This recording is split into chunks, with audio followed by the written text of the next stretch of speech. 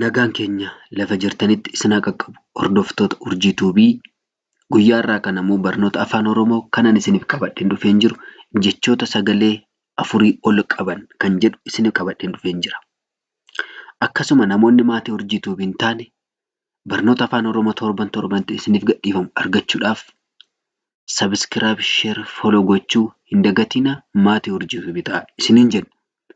Akkasuma namoonni biyya alaaf biyya keessa teessanii barnoota afaan Oromoo, barnoota Ingiliffaa, herrega, afaan Amaariffaa namoonni barachuu barbaadan karaa lakkoofsa bilbilaa kana karaa waatsaappii, karaa imoo, karaa zuumii, karaa telegiraamii, karaa feesbuukii garaa nuu bilbiltanii barnoota afaan Oromoo akka gaariitti argachuu akka dandeessan isiniin affeerra.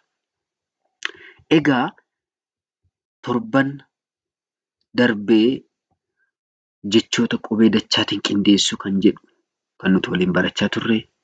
Guyyaa har'aa kana immoo jechoota afaan Oromoo sagalee afurii ol qaban kan jedhu waliin ilaalla. Akkumanii mata duree isaa irratti isiniif kaasee jechi kun maal jedhaa? Ganamoota jedha. Ganamoota gaafa jedhu tokko baay'ina agarsiisaa. Deebi'ee sagalee meeqa of keessaa qabaa? Sagalee afur of keessaa qaba. Tokkoffaan ga kan jedhu sagalee tokkoffaadha. Na kan jedhu sagalee lammaffaadha. Moo kan jedhu sagalee sadaffaadha. Ta kan jedhu kuni sagalee arfaffaadha jechuudha. Isa kanaaf ganamoota kan jedhu kuni sagalee afur of keessaa qaba. Inni lammaffaan immoo caalameera jedha. Caalameera yeroo jedhu sagaleen tokkoffaa kunooti caadha. Sagaleen lammaffaa laadha. Sagaleen sadaffaa meedha. Sagaleen arfaffaa raadha. Isa kanaaf maal jedhaa? Caalameera yeroo jedhu sagalee afur of keessaa qabaa jechuudha. Inni biraan immoo olaantummaa jedha. Olaantummaa gaafa jedhu inni kunis sagalee meeqa of keessaa qabaa? Ol sagalee tokko, a sagalee lama, tu sagalee sadaffaa, sagalee arfaffaa. Sagalee afur of keessaa qaba. Maal jedhaa? Olaantummaa jedha. Kanaaf jechoota armaan gadii kana waliin haa dubbisu. Jiraateera, jiraateera. Guutamaniiru, guutamaniiru, guutamaniiru. Barbaachisuu, barbaachisaa, barbaachisaa, barbaachisaa.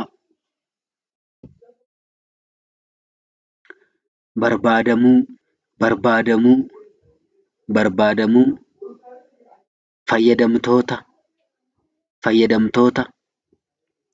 Barbaachisummaa, barbaachisummaa, barbaachisummaa. Dargaggoota, dargaggoota, dargaggoota. Hirmaattota, hirmaattota, hirmaattota. Hanqinoota, hanqinoota, hanqinoota. Bulchitoota, bulchitoota, bulchitoota. Safartuulee, safartuulee, safartuulee. Albuudota, albuudota, albuudota. Sakaaluu, sakaaluu, sakaaluu. Goolabame, goolabame, goolabame. Lammummaa, lammummaa, lammummaa.